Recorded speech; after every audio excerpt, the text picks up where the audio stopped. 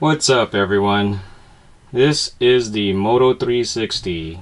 I've been curious about the Android Wear and the whole wearables thing, and it's been almost a week since I got it and started using it, and so I wanted to have the Moto 360, which is this guy, next to the watches that I already own and have used prior to owning the Moto 360. Anyway, I just wanted to put them side by side and show you how large the face is compared to, the 360. Okay, that's that watch and this watch. So a little larger than what I normally wear, but this metal one is about the same. It's about the same. Well, still a little slightly larger, but it's no biggie. Anyway, let's get these other watches out of the way. And this is the box that it comes in. It's also round. And what you get inside is this holder, little foam holder. And that's really about it. Just the usual manual and, yeah. It's pretty cool. I guess it comes in a circle. You also get this guy. This is the charger. It's the usual USB that you find in any device. So you could use the charger of your existing Android smartphone or Android tablet. But the cool thing with the charger is it's a Qi charger. Is it how you pronounce it? Qi or Qi? QI. It's wireless charging. So to charge the phone, to charge the watch, you just set it on its side on this charger. Let me bring this to the front. And you just sit it right there. And so it switches, the face switches to that, and it shows the time, and it shows the percentage of the battery life. So it's cool looking. If you just have it sitting on on your desk and it's charging, it doubles as a desk clock, I guess. I don't know. So it's a rubber band. And when you take it off, the face shows. I'm using Facer Repo. It's on the Play Store for 99 cents, I believe. But it allows you to download or customize your own face. Right now I have Iron Man on there. And you could use the Facer Repo app on the phone to sync and send other background faces. Alright. So right next to it, I have my LG G3. That's the phone I have synced up to it. And like I said, I've used it for almost a week and was curious as to how I can implement it on my daily adventure. For a price tag of $250, I think it's pretty expensive for what it could currently do. I think, like with any wearable, including the upcoming Apple Watch, it is in the hands of developers.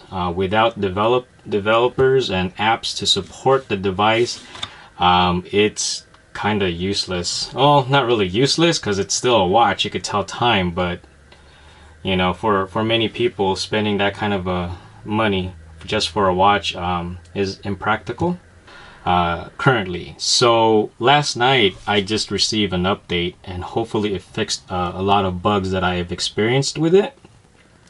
Some of the things that I've experienced with it are the inconsistency of holding the watch up to your face and it doesn't turn on, especially at night. So I thought this had like a gyroscope or something that detects the angle and all that stuff. So that's one thing, and hopefully they fix that issue and have it more consistent. The other thing that I've noticed is whenever I get a phone call on the phone, it will send a notification onto the watch.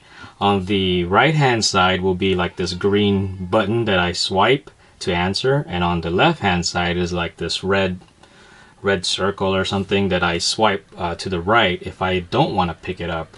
Well, there were times that I would answer the phone and not on the watch, and I would be on the phone call because I've already answered the phone, and the watch would continue to vibrate. It eventually shuts off, but there was also a time where, as I was using the phone to answer the call, I answered it on the watch as well, and it actually hung up my phone call.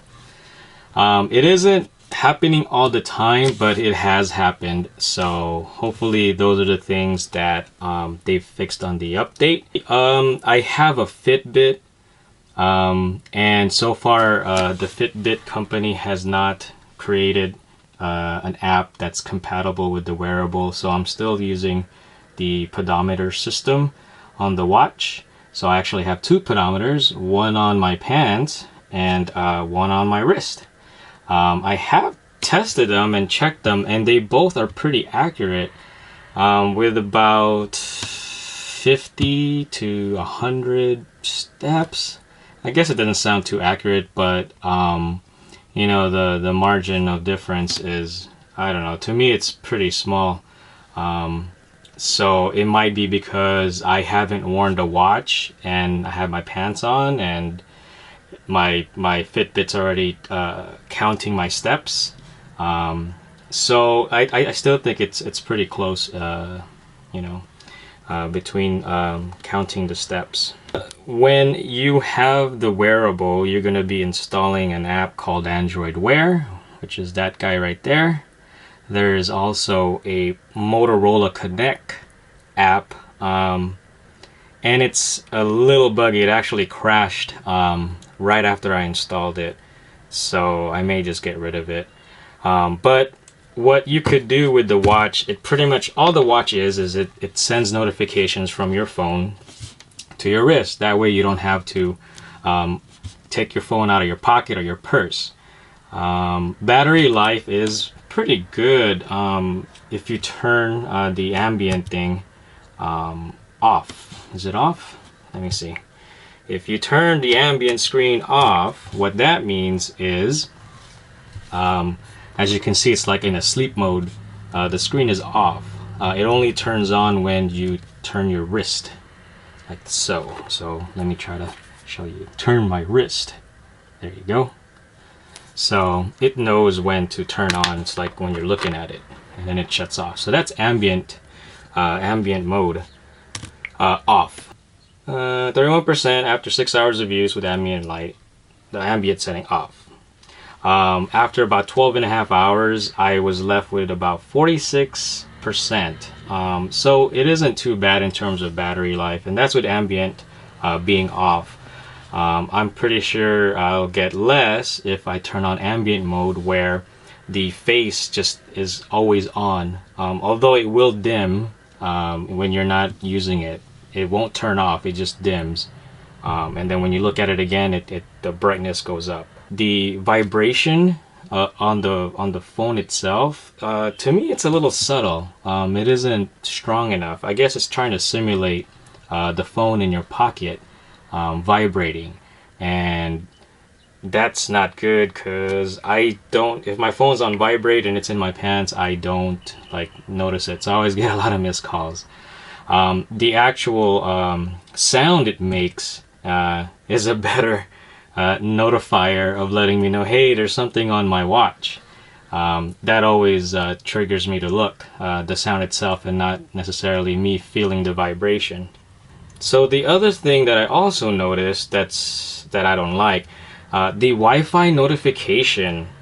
So whenever my phone detects that there's an open Wi-Fi or a Wi-Fi that I can join, it will send a notification to my phone letting me know, hey, there's a Wi-Fi, do you want to connect? I've already turned that setting off on the phone itself, to not like automatically try to connect to open Wi-Fi or notify me if there's a Wi-Fi that I don't have a profile on, yet it still notifies me. Again, this is all before the update that I installed last night, so hopefully that's another fix that they addressed, or I don't even know if it's broken or it's a bug, but it's really annoying, and I wish they had some kind of setting or a stronger setting that disables that feature, because I don't really care too much about Wi-Fi. So if I'm at home, I don't need to be notified that I'm connected because it's a trusted Wi-Fi network. So it really is just more of something that bothers me. Oh, one great thing I do like about the watch that makes up for all the stuff that I don't like is in the car. So what happens in the car? So in the car, you can connect your smartphone via Bluetooth to your car, where you could use your phone like a hands-free rather than using a Bluetooth headset. And so one of the things that I've noticed in the past before I bought the 360 is whenever I try to use the voice recognition software on the phone will try to connect to my car and everything just sucks. There's a lag from the time of connecting my phone connecting to the car and back, and then take my command and it doesn't recognize it anymore. It's something that has plagued not only on the Android devices but also iOS. So because I've also experienced it on the iPhone 5S.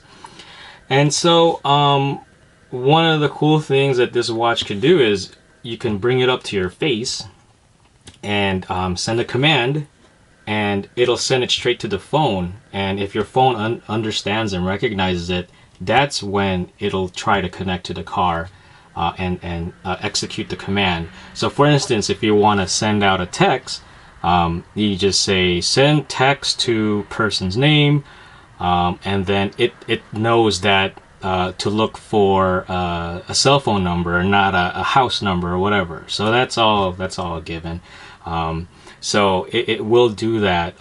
Previously, it would try to, if I send or click on the button to accept the voice command, it first has to connect to the car, and it's pretty brutal. I don't like that transaction. It's just horrible, and it takes too long. So this watch, you could send commands, it'll send it to the phone, and then if it needs to use the car, it'll do it. So for instance, if I wanted to call someone, all I gotta do is say call person's name, cell phone, so it knows which phone number to call, just in case the person has different numbers in your phone book. And so what it does is it'll take the command on the watch, send the command to the phone, and then the phone will connect to the car. So I think it's just a more seamless integration, more seamless transaction, more smoother transaction. And if it doesn't recognize the command, it won't even try to send it to the car until it knows, are you sure this is what you want to do? So that's about it. I just wanted to share a few days of wearing the watch, using the watch. And yeah, if you can get your hands on it, it's a you know, the best looking watch in my opinion, until the Apple Watch comes out, or there's also the LG Watch R or something like that. It's also a round face. But yeah, I'll try to do an update video after another month or so with this watch. I was gonna return it, but I thought I'll just give it a chance. It's something new, and this is what happens when you want to get something new, and you know, it's first of its kind or whatnot.